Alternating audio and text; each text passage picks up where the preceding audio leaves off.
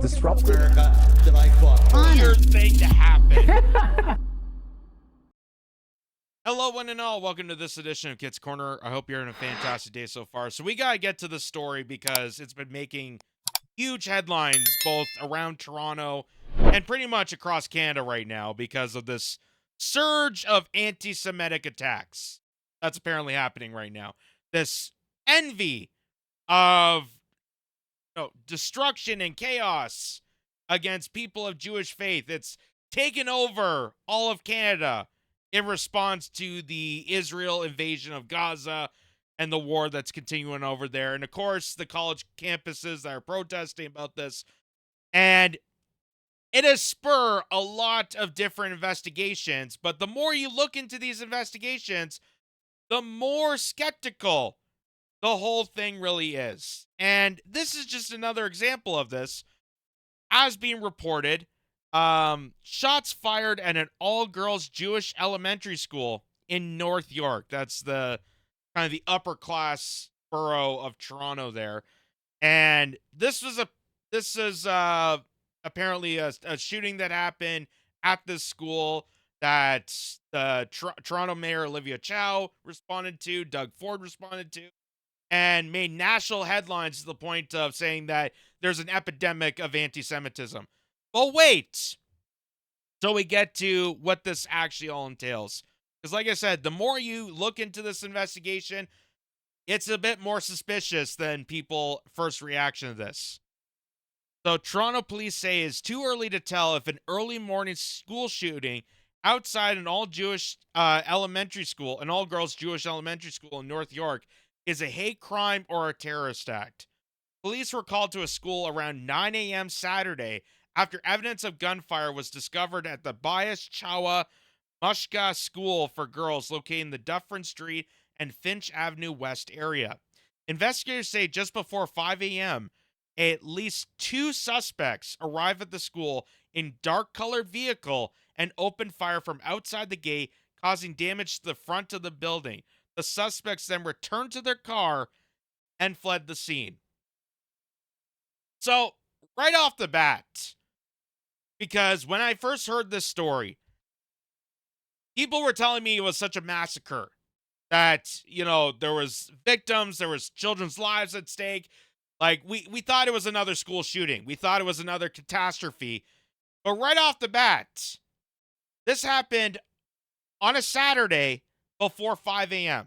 So no one, not even a custodian or a janitor, would be in that building. This was an empty building where the lights are turned off, and two individuals in full black apparel and a dark colored vehicle magically appeared, shot a couple times at the school, and then fled the scene. So, off the bat, I'm already kind of suspicious to this. And maybe it's because seeing people, random people, dressing like random civilians, but don't actually show them their face. We have seen this numerous times, folks. We have seen this numerous times where we have seen undercover cops, FBI informants, they pose as civilians, and then they actually do more damage than other civilians to counteract some sort of narrative or counteract some sort of protest or anything like that. So it could be just my little bias towards that, but the fact that these two individuals randomly came to a school when no one was around is kind of a bit suspicious and already bursts the bubble of being the massacre that this is. There were no reports of gunshots being heard in the area at the time of the incident, and no injuries have been reported. Inspector Paul Krosniak of the Guns and Gangs Task Force says it's too early in the investigation to say if this is a hate crime or a terrorist act, but the force's hate crime unit will be involved. We're not going to ignore the obvious, what has occurred here, what the target of the shooting was, but at the same time, it would be wrong to just guess at this point. Well, isn't that what you're doing right now? Like, you've already jumped so many hurdles, not even investigating, not even figuring out who these suspects are, but they're already concluding that it's a terrorist act or a hate crime. We just got to figure out the difference between the two. They haven't even done an investigation, but they're already jumping 6 hurdles over to deem this as some sort of horrific massacre against Jewish civilians, even though no one was inside the building. There was no casualties, there was no injuries. It was a completely empty building. Completely empty. So right now, they're the ones making guesses. They're the ones making assumptions without any investigations. I completely understand that this could cause concern and fear and anxiety in the community, especially when it happens at a school like this, and especially with the students, the parents, and the staff. Krosniak says he is aware of a video that appears to be of the school shooting, of the shooting incident. However, he is asking that members of the community refrain from circulating the video and allow the police to do their investigation.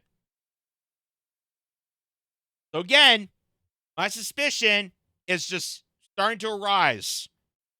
Not only are there two individuals completely blacked out in a hidden vehicle that appeared at the school in the middle of the night on a Saturday when no one around. Now you can't even share the story because a video that clearly shows this apparently has been circulating on social media. We're able to find it here, and we're going to show it after. But you're not allowed to circulate the video. One of the most horrific school incidences that's happened in Toronto. A massacre against Jewish people. You're not allowed to share it with other people. You can't share a news story. You got to allow police to do their work. But police aren't even doing their work. They're already jumping accusations to say that this is a massacre against Jewish people. They're already saying that it's some sort of hate crime or terrorist act. We just don't know yet. So they're not even doing their job, but they want to hide it away from other people so they can actually just more accusations. I don't want members of the public looking and determining what they believe is important in the investigation for us to know. And if they think something that we saw or have on video at their house or business doesn't exactly match what they see in the video, I don't want them to discount it. So I want them to call the police. So we're not allowed to analyze this. We're not allowed to say anything about it.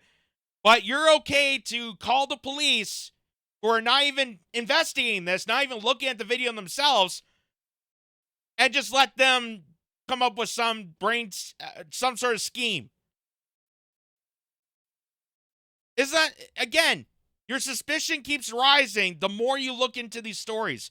Just like how we showed on this channel before, there was a Jewish deli in Toronto at the start of these pro-Palestine protests. There was a Jewish deli in Toronto that said it was targeted multiple times, that there was vandalism, that they broke windows, that they threw on spray paint, the swastika and all that stuff. They said they're targeted multiple times. Well, guess what? Because as we looked into the investigation, it turns out the people that were vandalizing that store were the actual store owners. And why was that? Because the people who ran that deli were actually getting paid to do so. They were getting paid to vandalize their own business to, again, draw up more hate. Draw up more of this to silence and counteract the pro-Palestinian protesters that just want to stop this war. They want to stop this tragedy on both sides. They're actually accusing our foreign affairs. They're actually they're figuring out how exactly Canada plays a role into meddling other countries and how we're advancing and tarnishing our reputation as peacekeepers.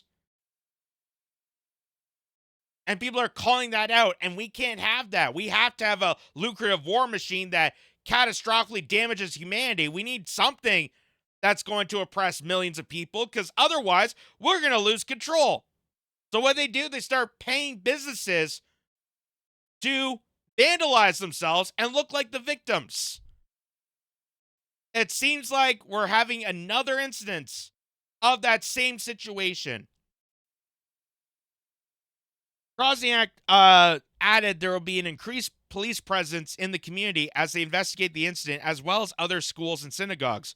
Toronto Mayor Olivia Chow explained the expanded police presence. There will be increased presence around schools, synagogues, and other places where your families gather, Chow said. Our city manager and the head of transportation and others are doing safety walks in different locations to make sure security cameras are shatterproof and in place. Chow, alongside with Education Minister Stephen Lecce and other politicians and community leaders, were at the school on Monday to address the incident and offer support. These students have a right to learn, Chow, who faced at least one loud heckler, said. Their teachers have a right to teach in safety, and you and your families have a right to be safe. I come here to tell you you are not alone, and my word is to the shooters. It's a despicable anti-Semitic act. It's a disgusting attempt to intimidate the community, to fill people with fear. Just what they're doing right now. Because all this is doing is sowing more of that division. They're doing more segregation. Now they're trying to fill people to say that peaceful protesters equals anti-Semitic shooters. They are the ones that are instigating hate. They are the ones doing this right now. Because they're already jumping to wild accusations to say how anti-Semitic it is, how it's a hate crime, how it's racist and bigoted towards Jewish people, but no investigation on the actual incident. You're not even allowed to share the video. And we say to these, this is even more hilarious, and we say to these cowards, we will find you. We will be held, you will be held responsible. I'm here to stand with you and say that anti-Semitism is the cancer. Lecce appealed to the non-Jewish community to stand up and speak up against the vile verse of anti-Semitism being normalized on the streets of this country. Oh my God. To stand up to those who seek to instill fear in the hearts of young girls and children. We are here with a message asking Canadians to set up shoulder to shoulder with the Jewish community in defense of democracy, civility, human rights, and the rule of law. And all these people don't do any of that. These are the people that are against everything that they're listing right here.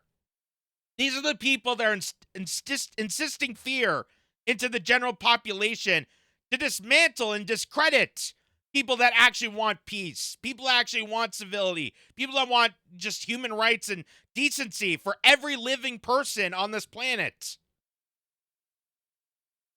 The Center for Israel and Jewish Affairs issued a statement calling the shooting a clear, calculated, and premeditated targeting of a Jewish school for girls. Again, it was an empty building.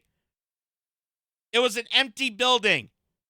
From all the times that I've seen school shootings, and we have seen a lot of school shootings in my lifetime, ladies and gentlemen, they didn't do a good job, clearly.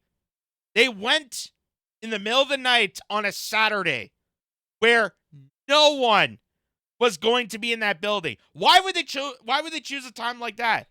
Why at that exact moment did they decide to go up to the school in a dark vehicle and open fire? Why exactly at that moment when no one's around? No one's ever figured out that question. The fact the school was targeted regardless of whether kids were present or not represented another worrying escalation in the violence of Jewish Canadians have been experiencing. Read the statement. We've conclusively been raising awareness of the troubling increase in anti-Semitic incidences that are becoming more violent and threatening. The stress and anxiety this creates for the Jewish community cannot be understated. But it is also the utmost importance that we continue to take part in Jewish life. We stay vigilant, but will not be intimidated.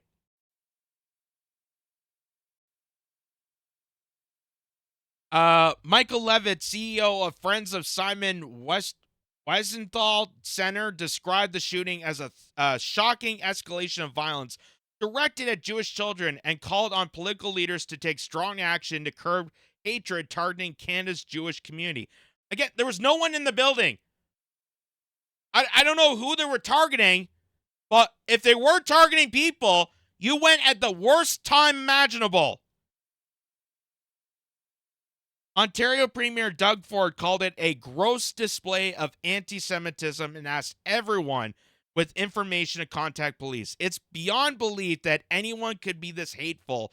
Every student deserves to feel safe at school, he said in a post on X. These cowards need to be found and brought to justice. York police have also said that they are increasing police presence around Jewish education centers and places of worship in light of recent instances in Toronto. So you want to see the video that they're deliberately asking people, they're so desperate to keep this under wraps. And the reason for this is because when you watch the video, it's very telling. It's very telling that the escalation, this massacre, this horrific tragedy that they're trying to paint this as, is a little more preempted than most people think. It's almost like they purposely set this up in a way that we would have this conversation and have police presence and sow division on the fact that there's anti-Semitism growing in Canada. So this guy points out, Toronto, a Jewish girls' school is the latest target. 2 men opened fire, shooting 5 rounds at this elementary school. But watch the video, because this is really telling. So there's the vehicle. There's the 2 gentlemen dressed all in black. All in black. You cannot see their face. You cannot see them at all. And this is in the middle of the night.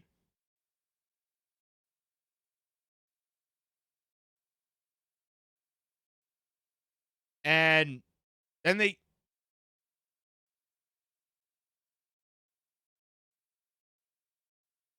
so there they go. They shot a couple of rounds there.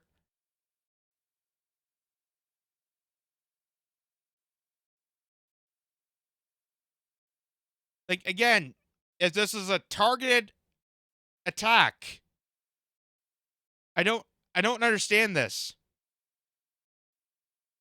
And then they go run away. They fired 5 rounds and then ran to the vehicle and drove off in the middle of the night on a Saturday at this school. So I'm just more suspicious and questioned than I am in fear. And this is what people need to understand. When you look beyond just the story that's being told to you, it raises more suspicion. You ask more questions about this. You're more concerned about the fact that why exactly are 2 individuals trying to target the school at the worst time when no one's even in the school. No one's in the area. They even just said that no one heard the gunfire. So it just raises more suspicions on this horrific attack. But the police are already jumping to conclusions, saying that this is already a hate crime, a terrorist act, added to the statistics, and now we have this epidemic of anti-Semitism hate in Ontario and in Canada. Just like how they tried to fear people during the pandemic when there was anti-Asian hate, or how they were trying to say there was an anti-LGBTQ hate.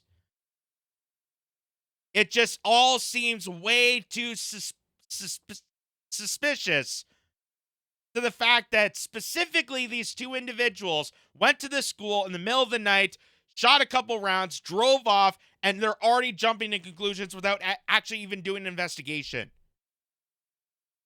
It just seems way too suspicious to think that this was a targeted attack on Jewish children. But they're already jumping to wild accusations. Here's Doug Ford. Already, before they even name any suspects, before they even do any research or background or investigating or go to the scene of the crime, they're already doing press conferences. They're already doing press conferences to say that oh, well, we already know exactly who this is, and trying to point the finger of who these people are. Watch this. But, folks, let's cut to the chase here. What lunatic goes around shooting up schools? Like, that is just unacceptable. Imagine that. Imagine a little kid in a school because they're from the Jewish faith. But again, there was no kids. It was before 5 a.m. It was literally the middle of the night on a Saturday. There would be no one in that building. So if anyone was crazy enough to actually shoot up a school and target specifically those children or staff or custodians or anyone in there, they went at the worst time imaginable. And why would that be? No one bothers to answer that question. In fact, you raise that question, you're considered the anti-Semite. They try to smack you down, say, how dare you? Do you not have any sympathy or respect for people? Yes, I do, which is why I'm bringing this to attention. I'm trying to investigate this because this seems way too suspicious. And the fact that they're trying to use this to spread more hatred towards each other just seems way too all-telling. And we've seen this numerous times before being played out. Numerous times that they tried to bring us this narrative to try to further divide us. Faith? Someone goes by and starts shooting through the school windows? These guys need to be caught. They need to be punished. They need to be thrown in jail. And I'll tell you, we have zero tolerance for this anywhere in Ontario. And it doesn't matter what race, what creed, what religion you're from. I'd be saying the exact same thing if it was another community as well.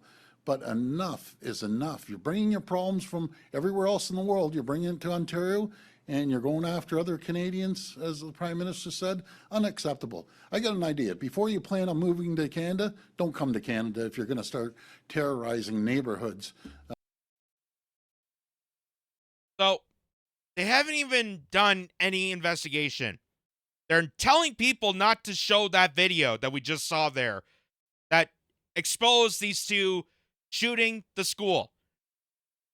Before we even got to any of that, Doug Ford has already jumped on the wagon to blame immigrants coming to the country. Before we even know anything about this story, before we even got to any sort of police investigation, we're already pointing the finger at people being exploited and drove into this country by the masses, which is, again, one of the reasons why we're in this struggle is to stow more violent acts, to stow more crimes, so that we live in a police state, we live in authoritarian totalitarianism that we're in right now, and you're pointing the finger at the people you've exploited to shove into this country and saying that somehow they are part of this. Oh, don't bring your problems from other countries into here and start shooting our schools. How do you know it's an immigrant? How do you know if it's just a Canadian? Because let's not forget, if we actually gave a shit about anti-Semitism, we really want to expose the people for Jewish hatred, do we not bring up the many, many years that Canada has brought in Nazis to this country and gave them citizenship? Do we not expose Operation Paperclip? If we're really going to have a serious conversation about people that are actually targeting Jewish people, that we just exonerated them as citizens? Like this. Simple as that. You want to come to Canada, you want to be a resident of Ontario, you get along with everyone. I don't care what background, what religion, what race you come from. You know, the diversity is our number one selling tool around the world. We have 110 nationalities here in Ontario, 200 languages being spoken. And guess what? 99% of the people get along. And guess what? All that diversity crap doesn't include thought.